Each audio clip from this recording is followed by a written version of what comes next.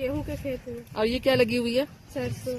तो गेहूं की मेड़ पर सरसों लगा दिया गया है, क्योंकि ये सरसों और गेहूं साथ ही साथ लोग उगाते हैं। ये रबी की फसल ही है ना दोनों, इसलिए कि साथ साथ उगाते हैं। ठीक है, तो देखो ये गेहूं का पौधा दिख रहा है, ये पौधा है, नीचे जड़ है, और इसको देखो ये सरसों से एकदम अलग है। इसकी पत्तियां देखो, सरसों के पौधे की पत्तियां देखो कैसी है, इसकी पत्तियां कैसी है ना, इसकी पत्ती लंबी लंबी होती है ना, किस तरीके से होती है, लंबी लंबी होती है, और इसकी पत्ती जैसे गोलाकार आकार में होती है, इस तरह से होती है। और इसका फल देखो, ये लगा हुआ, बाली लगी हुई ना, ये है इसी का, ये पुष्प था पहले, अब ये बाली जो है तैयार हो रही, दाने में बदलेगी ये चीज। ठीक है, तो ये जो परागण की क्रिया होती है, ये जो रेशे है ना, ये पतले पतले, यस मैम, ये क्या करते हैं, हवा में जब बाली लहराती है तो इसका पुंकेसर निकल के स्त्री केसर पर जाता है, और वहां पर बीज का निर्माण होता है ना, अंडाशय में, जानते हो ना, अंडाशय में भ्रूण बीज का निर्माण होता है।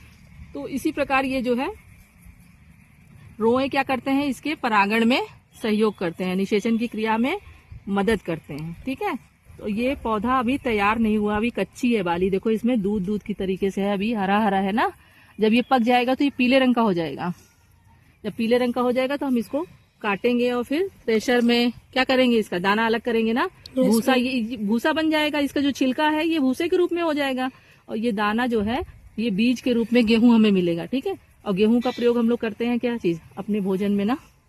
तो हमारे भोजन में गेहूं का क्या रोल है बताओ, क्या प्रदान करता है हमें? कार्बोहाइड्रेट। कार्बोहाइड्रेट से क्या मिलती है हमें? ऊर्जा। ऊर्जा, ऊर्जा का प्रयोग हम अपने दैनिक कार्यों में करते हैं। तो इसलिए हमारा गेहूं जो है मुख्य फसल है, मुख्य फसल मतलब मुख्य घटक है हमारे भोजन का। ठीक है, और ये गेहूं आटे से हम लोग क्या क्या बनाते हैं? रोटी, ब्रेड और मैदा, केक, जितनी भी चीजें बनती हैं गेहूं और आटे और मैदे से, वो सब चीज हम लोग बनाते हैं इससे। ठीक है, सूजी भी बनती है ना, गेहूं से ही तो सूजी बनती है, और सूजी से जानते हो नाश्ता कितना बनता है, तुम लोग बनाते हो घर में।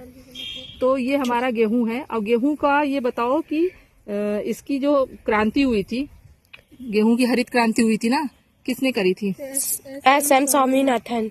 क्या बताया था उन्होंने? गेहूं की अत्यधिक मात्रा में पैदावार करी। पहले क्या होता था, गेहूं की पैदावार बहुत कम होती थी, जिससे हमारे देश में क्या हुआ था, एक बार अन्न संकट उत्पन्न हो गया था। तो उसमें क्या हुआ था, मतलब लोग भूखे रह रहे थे, उनको पेट नहीं भर रहा था, तो उन्होंने फिर मतलब क्रांति करी, बहुत मात्रा में गेहूं को उपजाया, जिससे पूरी, अब कोई चीज बहुत ज्यादा मात्रा में होती है तो क्रांति ही कहलाती है।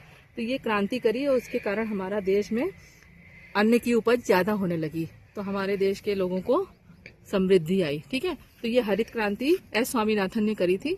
और गेहूं के खेत में देखो, जब ये पक जाएगा ना पूरा, तो ये पीला हो जाएगा, हरा हरा दिख रहा है ना, अभी कितना अच्छा लग रहा है, हरा हरा बाली निकली हुई है रोए वाली, लेकिन ये जब पक जाएगा तो पीला हो जाएगा, तो पूरा खेत जैसे लगेगा एकदम सोना ही सोना चारों तरफ। गर्मी में ना, अप्रैल में काटते हैं ना इसको, ये अप्रैल में तैयार हो जाएगा। अभी क्या चल रहा है, फरवरी चल रहा है, तो अभी तो तैयार होगा, अभी इसको समय लगेगा थोड़ा सा, फिर अप्रैल में एकदम कटने के लिए तैयार हो जाएगा। तो जो भूसा निकलेगा, इसके दाने का जो छिलका होगा वो भूसे के रूप में हमें मिलेगा, और बीज जो होगा वो गेहूं के रूप में मिलेगा। ठीक है, समझ में आ गया?